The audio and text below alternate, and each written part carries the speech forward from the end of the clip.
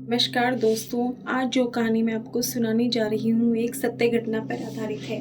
रिया अपनी मम्मी सुमन और पापा विनोद के साथ दिल्ली में रहती थी। वह हर साल अपने मम्मी पापा के साथ गर्मी की छुट्टियों में अपनी नानी के घर जाती थी। उसकी नानी का घर अलीगढ़ जिले में है। एक बार की बात है, रिया की स्कूल की छुट्टियाँ पड़ चुकी थी। रिया और सुमन ननिहाल जाने के लिए तैयार थे। विनोद को ऑफिस में काम की वजह से छुट्टी नहीं मिल पाई और वह शाम को ही घर आया। दिन ढल चुका था। सुमन ने कहा, अब नहीं जाते, अब रहने दो, क्योंकि अब जाने का समय नहीं है। सुबह होते ही हम अलीगढ़ के लिए निकल जाएंगे। इस पर विनोद ने कहा, क्यों, हमारे पास तो खुद की कार है, हम क्यों नहीं जाएंगे? दिन ढल गया तो क्या हुआ, हमें कौन सा बस बदलनी है? रिया भी जिद करने लगी, नहीं मम्मी अभी चलो, मुझे अभी नानी के घर जाना है। रिया और विनोद के बहुत जिद करने पर सुमन जाने के लिए तैयार हो गई थी, लेकिन अंदर ही अंदर न जाने की उसका मन घबरा रहा था। अब रात हो चुकी थी और इन लोगों की गाड़ी सड़क पर चले जा रही थी। रात की वजह से सड़क पर वाहनों का आना जाना भी बहुत कम हो गया था। विनोद कार चला रहा था और सुमन और रिया पीछे की सीट पर बैठे थे। जिस गांव में उन्हें जाना था वह गांव अलीगढ़ से करीब 20 किलोमीटर आगे था। वह अलीगढ़ पहुंच चुके थे। आगे का रास्ता कच्चा और सुनसान था। वहां दूर दूर तक कोई नहीं दिख रहा था। गाड़ी अब कच्चे रास्ते पे चली जा रही थी। अचानक एकदम से गाड़ी रुक गई। रिया ने पापा से कहा, पापा क्या हुआ, गाड़ी कैसे बंद हो गई? विनोद ने कहा, पता नहीं बेटा, ये तो उतर कर देखना पड़ेगा। सुमन ने कहा, जल्दी चलिए, यहाँ से जल्दी चलिए, कितना सुनसान रास्ता है, मुझे कुछ ठीक नहीं लग रहा। कार से उतरकर विनोद ने गाड़ी के बोनट को खोलकर देखा, लेकिन गाड़ी में कहीं कोई कमी ही नहीं दिखी। वह कार के अंदर आकर बैठ गया और सोचने लगा। तभी सुमन ने कहा, क्या हुआ, चलिए ना। विनोद अभी भी कुछ सोच ही रहा था। फिर सुमन ने उसके पापा के कंधे को पकड़कर जोर से हिला और कहा, क्या हुआ, क्या सोच रहे हो, चल क्यों नहीं रहे? मुझे पहले ही बहुत अजीब सा महसूस हो रहा है, एक तो सुनसान रास्ता, ऊपर से रात। तब विनोद ने कहा, मैं ये सोच रहा हूँ कि जब गाड़ी में कोई खराबी नहीं तो गाड़ी रुक क्यों गई? देखिए, क्या पता गाड़ी स्टार्ट ही हो जाए। तब विनोद ने गाड़ी स्टार्ट करने के लिए चाबी घुमाई और गाड़ी स्टार्ट हो गई। अब कार दोबारा उस रात के अंधेरे को चीरती हुई आगे बढ़ने लगी। अभी थोड़ी ही दूर कार चली थी कि रिया चिल्लाई, मम्मी मम्मी।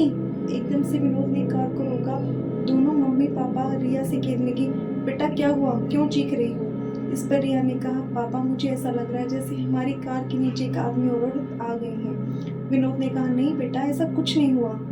अगर वह औरत आदमी हमारी कार के नीचे आते तो हमें तो पता चलता। वैसे भी बहुत रात हो गई है, मुझे नहीं लगता इस रास्ते पर हमारे अलावा और कोई होगा। रिया की आंखें डर से फटी हुई थी और वह कह रही थी, नहीं पापा, ट्रस्ट मी, मैंने उस आदमी औरत को देखा है। सुमन ने कहा, आप गाड़ी को मत रोकिए, आप गाड़ी चलाइए। गाड़ी की रफ्तार विनोद ने और तेज कर दी। तभी कार के शीशे में विनोद को एक डरावना चेहरा दिखाई दिया। उस डरावने चेहरे को देखकर विनोद के हाथ से तो स्टीयरिंग ही छूट गया। गाड़ी का बैलेंस बिगड़ गया और गाड़ी इधर उधर चलने लगी। जैसे तैसे करके विनोद ने अपने आप को और गाड़ी को संभाला। तभी सामने एक औरत और आदमी दिखाई दिए जो गाड़ी रोकने का इशारा कर रहे थे, लेकिन विनोद ने गाड़ी नहीं रोकी बल्कि गाड़ी को और तेज कर दिया, क्योंकि अभी तक तो वह सिर्फ रिया की बात पर विश्वास नहीं कर रहा था। और अचानक से उन दोनों आदमी औरत को सामने देखकर वह एकदम से हाँफ गया। सुमन और विनोद को डर से भर देने के लिए काफी था। विनोद के तो पसीने छूट गए। उसने अंधाधुंध रफ्तार में गाड़ी चलानी शुरू कर दी। तभी ये क्या, वह औरत और आदमी जिनको विनोद ने पीछे छोड़ा था फिर सामने आकर खड़े हो गए।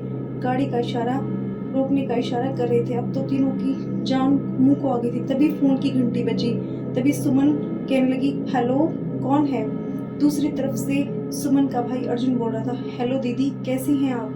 सुमन ने कहा, भैया कुछ ठीक नहीं है, इस रास्ते पर बहुत गड़बड़ है। सुमन ने दोनों आदमी औरत के बारे में अर्जुन को बताया। तब अर्जुन ने कहा, दीदी आप चिंता मत करो, मैं अभी आता हूँ। 10-15 मिनट बाद ही अर्जुन वहाँ रास्ते पर खड़ा था। विनोद ने गाड़ी रोकी और कहा, अच्छा हुआ अर्जुन तुम आ गए, पता नहीं यहाँ क्या हो रहा था, कुछ समझ नहीं आ रहा था। अर्जुन ने कहा, कोई बात नहीं जीजाजी, मैं आ गया हूँ, अब आपको कोई प्रॉब्लम नहीं होगी। अर्जुन भी कार में बैठा और कार घर की तरफ चल दी। अब तो मानो सुमन और विनोद और रिया का डर अर्जुन के आ जाने से दूर हो गया। अब सब लोग घर पहुँच चुके थे। अर्जुन ने कहा, लाइए जीजाजी, कार की चाबी मुझे दीजिए, मैं पार्क करके आता हूँ, आप अंदर आइए। और विनोद ने कहा, ठीक है। चाबी अर्जुन को दे दी। जैसे ही रिया और उसकी मम्मी ने घर में एंटर किया, तीनों चौंक पड़े, सब रो रहे थे। सामने एक लाश थी जो कपड़े से ढकी हुई थी। यह देखकर सुमन और विनोद दंग रह गए। ये क्या हुआ है? घर में और हमें अर्जुन को कुछ नहीं बताया। सुमन की माँ ने रोते हुए सुमन से कहा, बेटा तेरा भाई अर्जुन इस दुनिया में नहीं रहा। इतना सुनते ही सुमन, विनोद और रिया के पैरों तले से जमीन खिसक गई। सुमन को विश्वास नहीं हो रहा था, क्योंकि जो भाई घर के बाहर तक अब उनके साथ था, उसकी लाश पड़ी हुई है, यह देखने के लिए कहीं मेरा वहम तो नहीं। सुमन ने अर्जुन के चेहरे से कफन हटाया। यह सच था, जो सामने लाश पड़ी थी वह अर्जुन की ही थी। सुमन के पिता ने बताया कि रात 9 बजे अर्जुन अपनी बाइक लेकर घर जा रहा था, तभी उसकी बाइक को एक ट्रक ने जोरदार टक्कर मारी, जिससे उसके सर में चोट आ गई और मौके पर ही उसकी मौत हो गई। मगर अर्जुन मर चुका तो बाहर कौन था? कभी कभी दोस्तों ऐसा होता है, जो हमारे मर जाते हैं, हमसे दूर चले जाते हैं, लेकिन हम हमसे दूर तब भी नहीं जा पाते और किसी ना किसी वजह से हमसे जुड़े